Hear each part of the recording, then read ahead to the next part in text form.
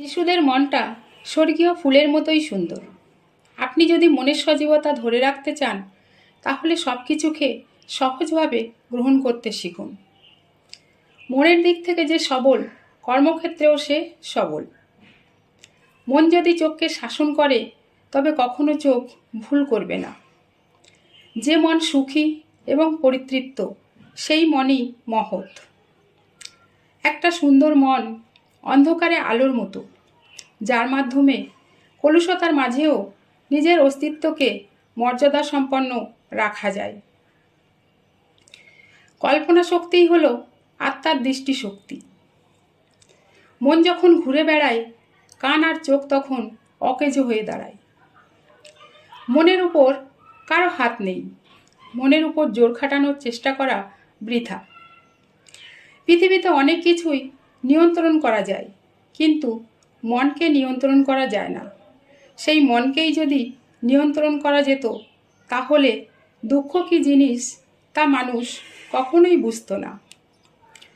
অল্প বয়সী মনটা হিসেবে বড় হতে পারে যদি সে সময় নষ্ট না করে।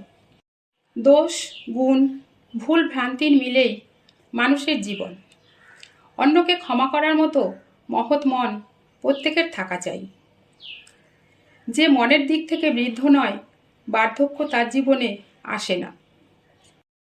মন যেন পিঞ্জারার পাখি, কল্পনা সে ডানা মেলে উড়ে যায়। কল্পনা না থাকলে মানুষ অন্য জীবনের মতো বাস্তবে বন্দী হয়ে থাকত।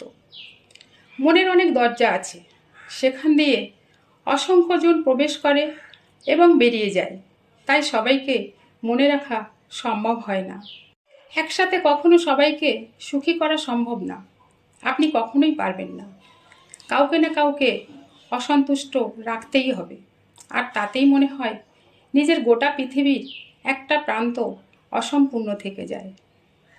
লাজুক ধরনের মানুষ বেশিরভাগ সময়ই মনের কথা বলতে পারে না।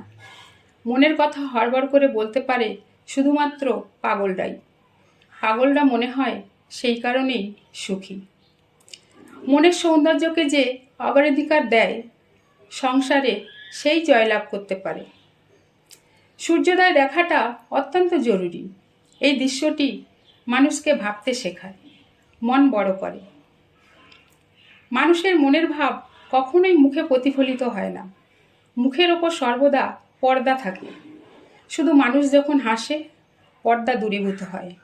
হাস্যরত একজন মানুষের মুখে তার মনের ছায়া দেখা যায়। মন অনেক কিছুই চাইবে, কিন্তু তা বিবেক দিয়ে বিচার করতে হয়।